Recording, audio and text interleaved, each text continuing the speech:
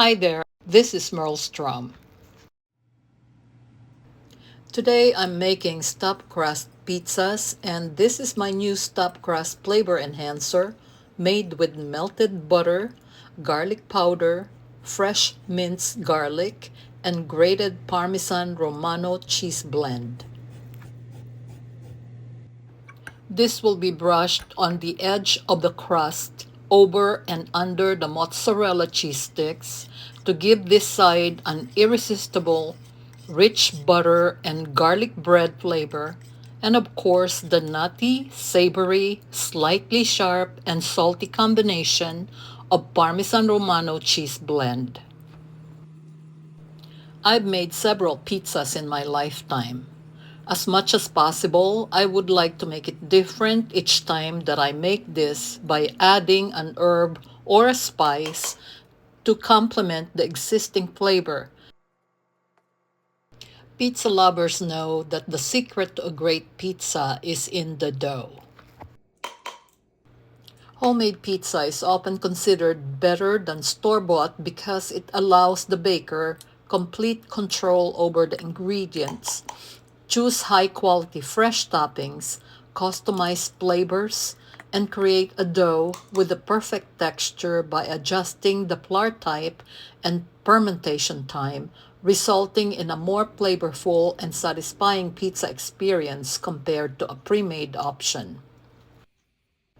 When mixing the pizza dough ingredients, it is important to divide the whole amount of flour the recipe calls for.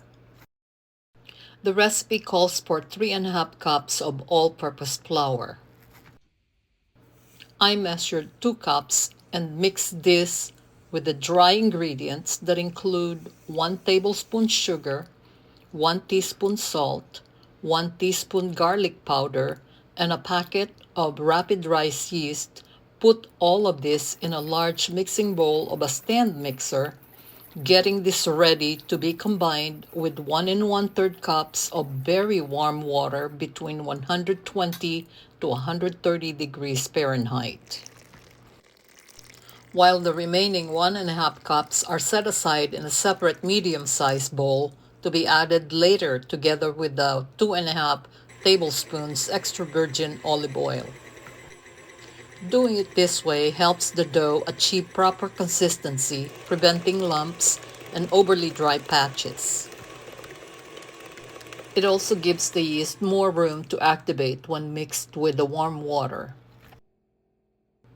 Adding just the right amount of flour allows the mixture to come together first, and then add the olive oil and the remaining amount of flour to make a soft dough, followed by 7 to 10 minutes of kneading or until smooth and elastic. I like mixing the ingredients using the paddle attachment and replace it with a dough hook when all the ingredients fully come together and ready for this process.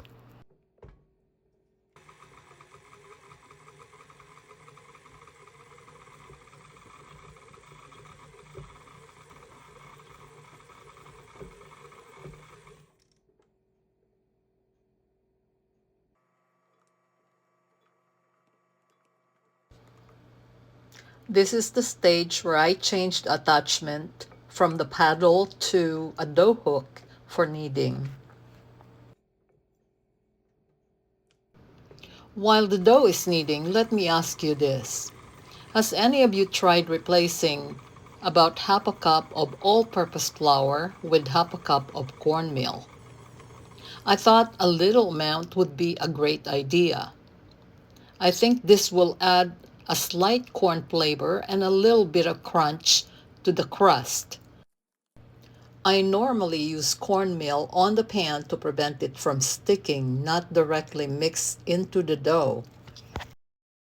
To those of you who have tried it, please share your experience in the comments. The dough is now ready for fermentation process. It is winter. The average temperature in my kitchen at this time of the year is 72 degrees Fahrenheit. It is important to get the temperatures just right for the yeast to thrive and the pizza dough to obtain the best rise and flavors possible. I'm not going to raise my kitchen temperature to help my pizza dough achieve the best result.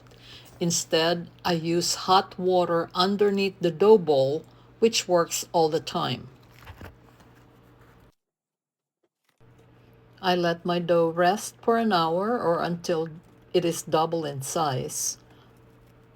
My first dough has risen and is ready to be shaped.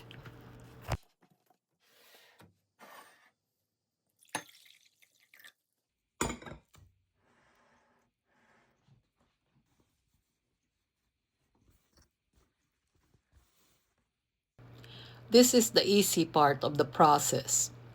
I release the gas by just dropping the risen dough on the floured surface. Make sure that the rolling pin is floured as well to make it easy to shape without the dough sticking to it. I am making a 16-inch thin crust pizza. I have the pan greased and sprinkled with cornmeal on the side, so the moment the dough reaches that size, with a little extra for folding and covering the edge topping, I can just move it over to the pan. Rolling the dough gently helps release trapped air pockets, preventing a puffy, uneven crust. It allows easy shaping into a desired pizza size. Ready to brush the curved edge with garlic butter Parmesan Romano sauce to enhance the flavor of the mozzarella cheese stick stuffing, giving it a light garlic bread flavor. Place approximately 9.5 or 10 pieces of unwrapped mozzarella cheese sticks around the curved edge to stuff the crust of a 16-inch pizza. Brush the cheese sticks with garlic butter Parmesan Romano sauce.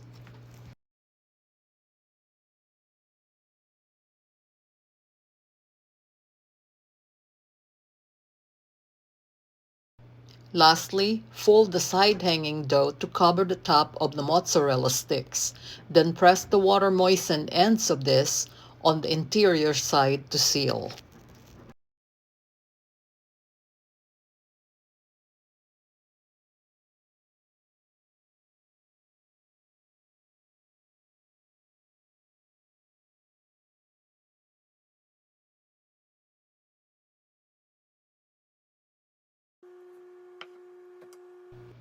Lightly spread the pizza sauce all over the interior side.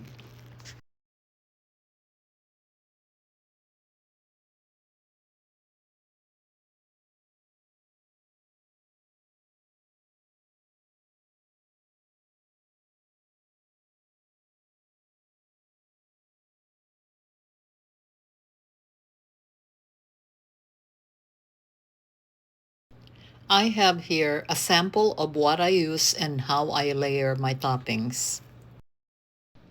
You can use whatever you want as far as the types of cheese and other toppings. I normally put fancy shredded Parmesan cheese at the bottom layer and a little on top because this easily darkened and burn. The thick shredded mozzarella is always my second and fourth layers. Once all the topping layers are completed, for the final touch, I brush the stuffed crust with the flavor enhancer garlic butter Parmesan Romano sauce.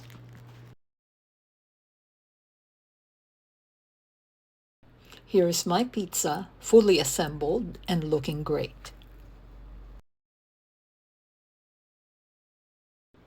Bake this in a preheated 425 degrees Fahrenheit oven for 20 to 25 minutes. After 20 minutes of baking, this is how my pizza turns out. It is absolutely beautiful.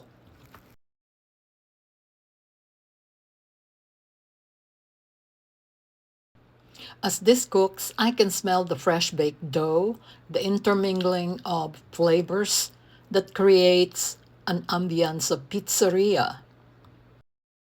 Don't take my word for it. Try it. Thanks for watching.